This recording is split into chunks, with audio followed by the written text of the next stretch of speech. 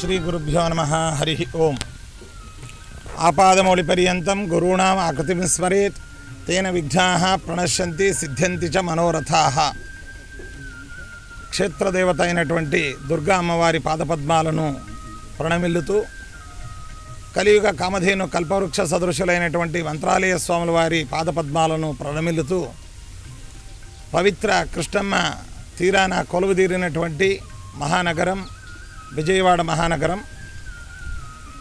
మన ఆంధ్ర రాష్ట్రం యొక్క రాజధాని ఈ అమరావతి ప్రాంతంలో మంత్రాలయ రాఘవేంద్ర స్వాముల వారి మఠం పీఠం తరపున ఈరోజు మన ముఖ్యమంత్రి గారిని మరియు వివిధ శాఖ మంత్రులను ఆశీర్వదించి మంత్రాలయానికి ఆహ్వానం చేయడానికి ఈరోజు ఈ నగరానికి మేము సపరివారంతో విచ్చేసాము।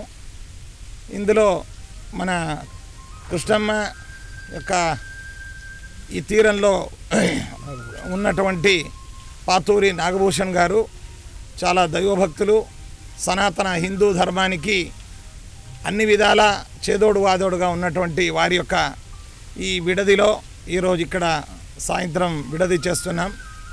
ఈ శుభ సందర్భంలో మన దేవాదాయ ధర్మాదాయ శాఖ ప్రిన్సిపల్ సెక్రటరీ గారు అలాగే మన ఎండోమెంట్ కమిషనర్ గారు అయినటువంటి శ్రీ సత్యనారాయణ గారు కూడా ఈరోజు మాతో పాటు ఇక్కడ ఉన్నారు। మమ్మల్ని ఇక్కడ ఆహ్వానించి మాకు స్వాగతం పలికారు।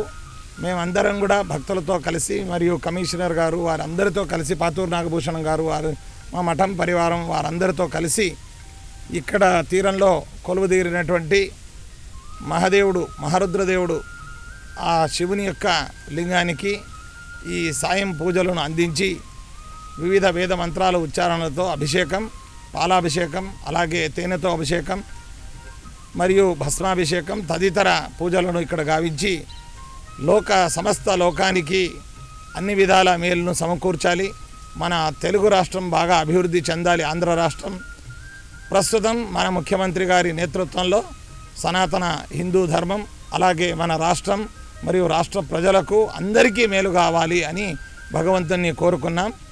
ఈ శుభ సందర్భంలో పాతూరి నాగభూషణ్ గారి ఈ యొక్క విడది మాకు ఎంతో అనుష్ఠానానికి మరియు ఆహ్లాదకరంగా మరియు ఈ వాతావరణం పచ్చదనం అలాగే నదీ ప్రాంతం వీటన్నిటిని చూసి మాకు చాలా సంతోషమైంది।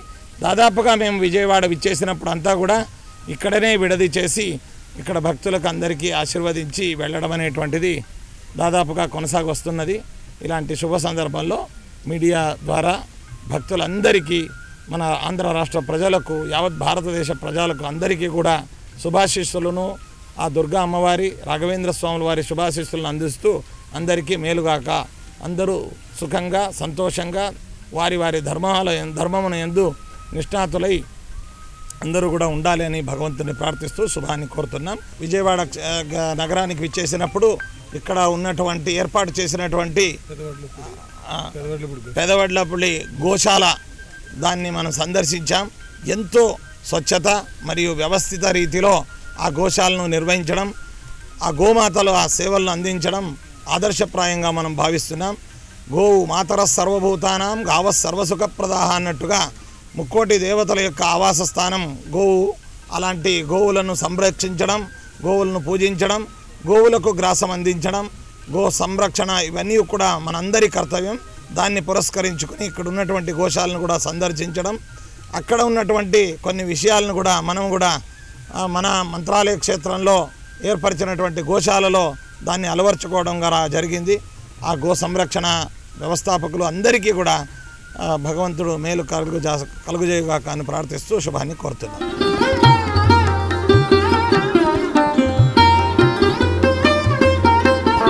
ప్రజయాధనేన త్యాగేనైకే అమృతస్మమానశః పరేణ నాగన్నిః పరిగ్రహాయాం విభ్రాజతే తద్యతయో విశంతి వేదాంత విజ్ఞాన సునిశ్చితార్థా సన్యాస యోగాత్మేశ్వరాః తే పరిముచ్యంతి సర్వే తగ్రంగిపాపం పరమేశ్వరం పరమధ్య సర్వస్వం తత్రావిదగ్రం గగనం విశోకస్తస్మిన్ గ్రంథస్తసుపాసిద్యం ప్రతిష్ఠితః తస్య ప్రకృతిలీనస్య యః పరః స మహేశ్వరః యుగే అపామత్యం యదీనాం బ్రహ్మపదేదారాధిః.